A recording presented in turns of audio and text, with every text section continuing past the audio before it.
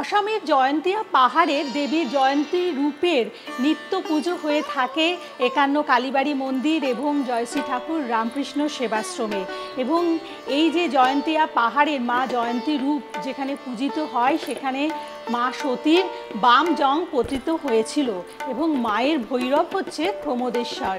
এই রূপের পুজো যেমন হয়ে থাকে একান্ন কালীবাড়ি মন্দিরে এবং জয়শ্রী ঠাকুর রামকৃষ্ণ সেবাশ্রমে, সাথে কিন্তু আপনারা প্রতি বৃহস্পতিবার এবং শনিবার করে সকাল 10টা থেকে 2টোর মধ্যে আসলে পরে আপনারা পাচ্ছেন বিশেষভাবে তৈরি দৈব প্রতিকার, যা আপনাদের জীবনের নানান সমস্যার সমাধানে আপনাদেরকে সাহায্য করবে।